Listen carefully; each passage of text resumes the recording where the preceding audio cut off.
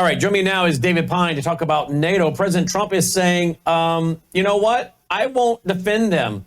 If NATO members don't pay their fair share, I will not defend them. We're going to play a clip. Also, any chance China could join the fight in Ukraine? Wow. All right, joining me now is David Pyne, dpyne.substack.com. David, it just seems like every day we have to bring you on. This is all moving very fast, isn't it? Let's go, first of all, President Trump in the Oval Office. Here's the question and the answer. Here we go. On Peter's question, are you going to make that policy, U.S. policy, that the U.S. wouldn't defend NATO countries that don't pay? Well, I think it's common sense, right? If they don't pay, I'm not going to defend them. No, I'm not going to defend them. I got into a lot of heat when I said that. You said, oh, he's violating NATO. And, you know, the biggest problem I have with NATO, I really, you know, I mean, I know the guys very well. They're friends of mine. But if the United States was in trouble and we called them, we said, we got a problem, France, we got a problem, a couple of others I won't mention. Do you think they're going to come and protect us? They're supposed to. I'm not so sure. So with Japan, we have a deal, which is a very interesting one. And I love Japan. We have a great relationship with Japan, but we have an interesting deal with Japan that we have to protect them, but they don't have to protect us. You know that? That's the way the deal reads. We have to protect Japan. And by the way, they make a fortune with us economically. There's another case. But we have to protect Japan. But under no circumstances do they have to protect us.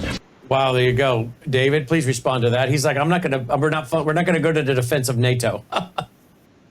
Hey, Brad, great to be with you. You too. Yeah, President Trump is exactly right in realizing that alliances don't make the U.S. stronger. They put us at greater risk. And what I mean by that is exactly what he said, is that they're basically one-way alliances. You know, we commit to defend them, but there's little to anything that they would or could do to defend us. If we were to be taken out with the Super EMP attack, would they land troops to protect us and defend us against Chinese invasion or Russian occupation?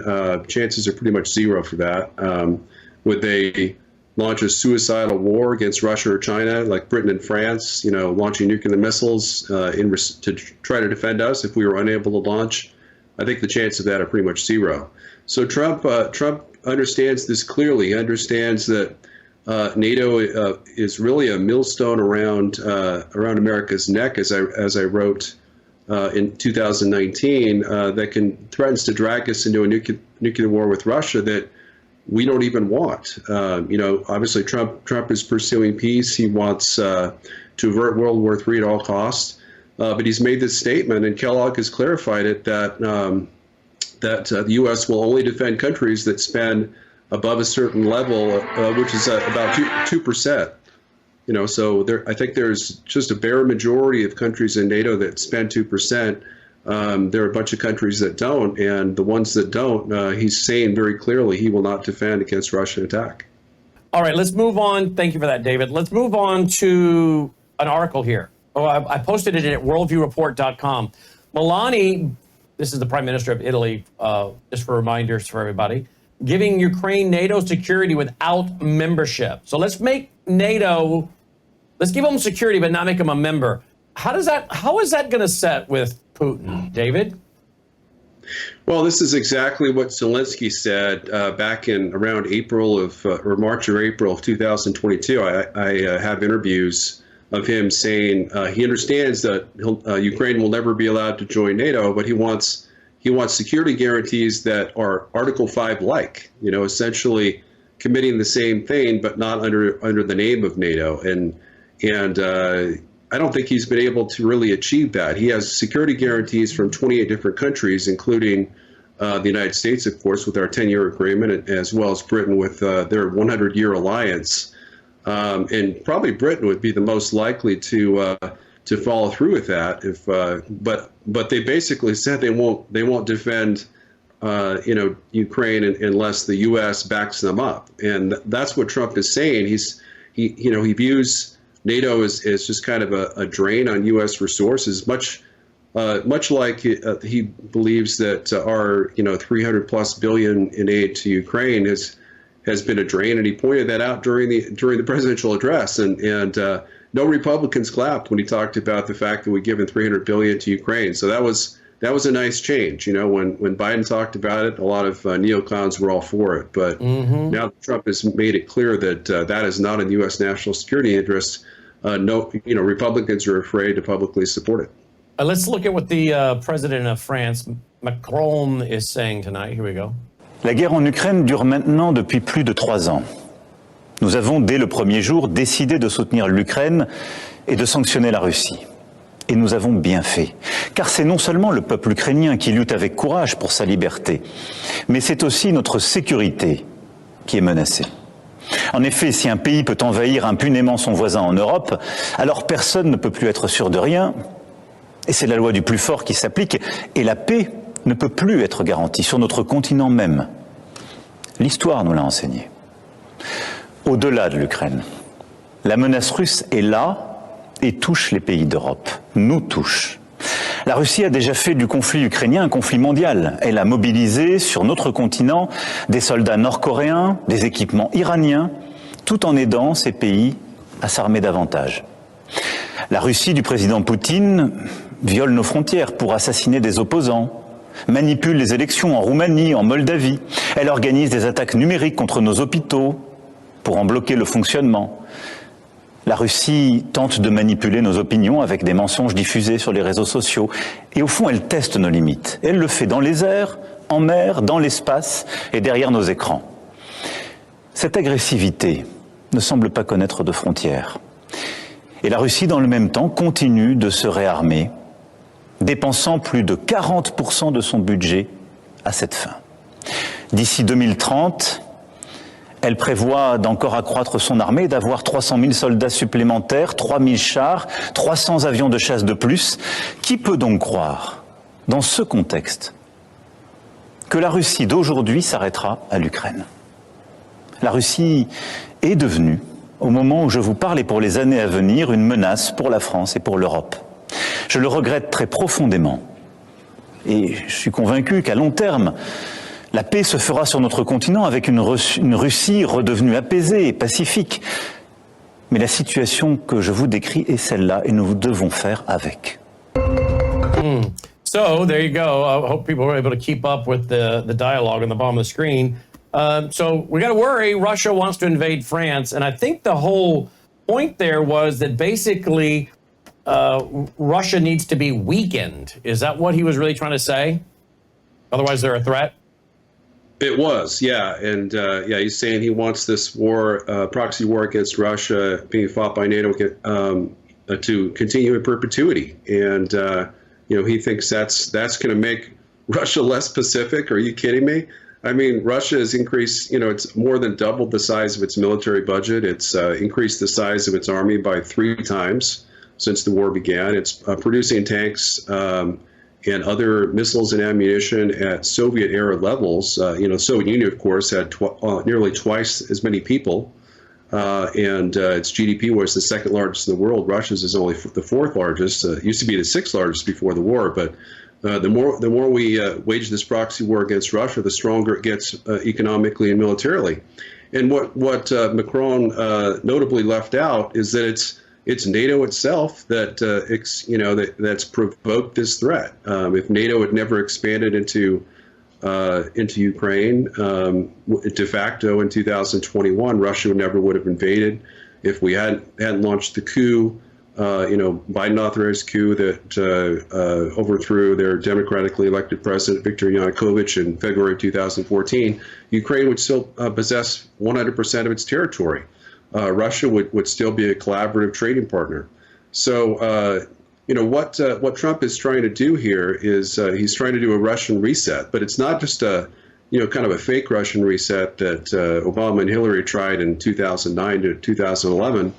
It's a transformational reset, one it's a kind of a reverse Nixon, as has been stated, or really reverse Kissinger.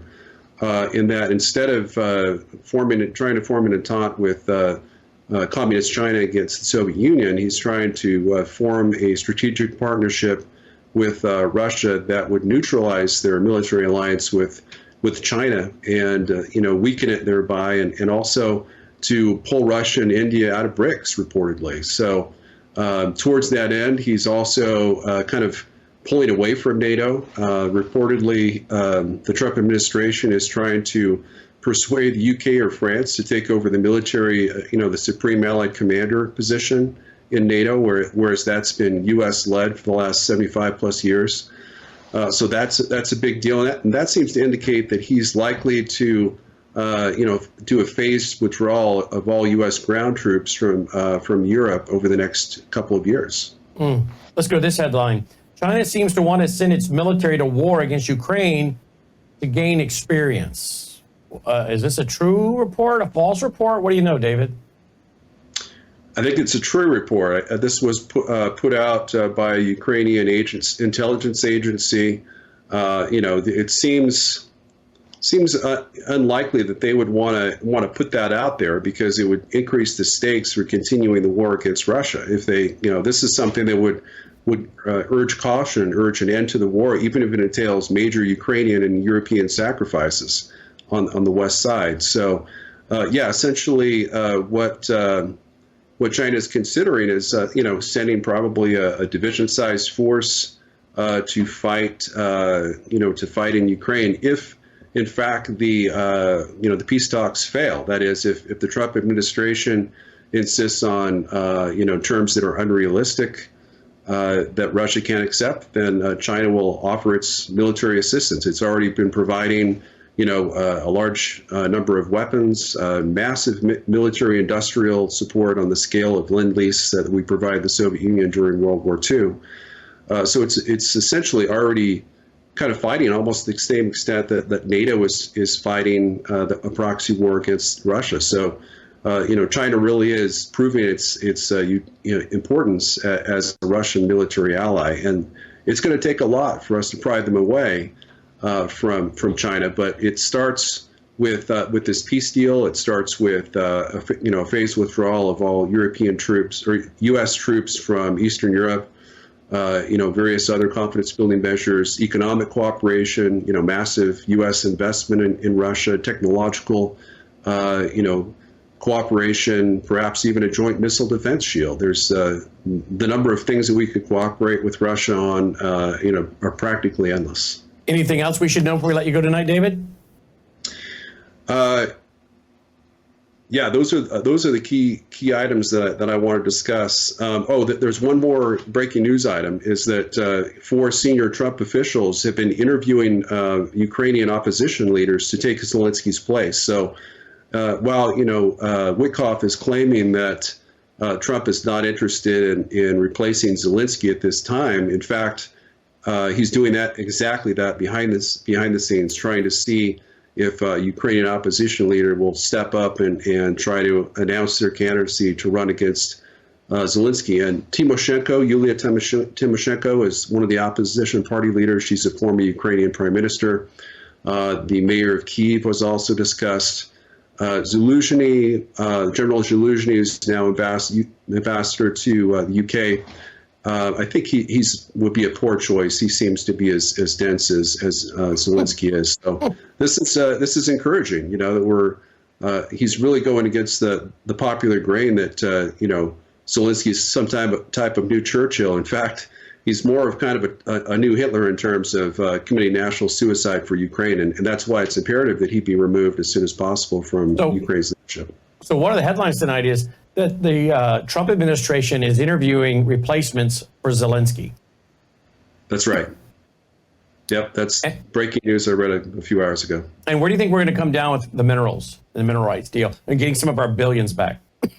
I think that's going to be signed. That could potentially be signed, perhaps at a lower level, at the kind of the foreign ministry level in Riyadh, Saudi Arabia. It's rumored that the U.S. is sending a delegation next week, led by Marco Rubio, to meet not with the Russian delegation, but in fact the Ukrainians.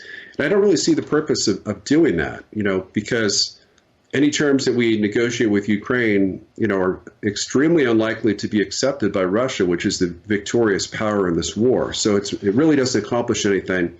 I think, Trump's kind of getting out of sequence because really we need to negotiate at least the broad, major points of a peace agreement that's minimally acceptable to Russia before we run it by the Ukrainians and then, maybe try to make some minor revisions. If we take a deal that's acceptable to Ukraine and Zelensky, then Russia's going to laugh at us and say, wow, we thought you were going to negotiate with us, and now we understand you're not willing to negotiate in good faith. Mm-hmm. dpyne.substack.com, dpyne.substack.com.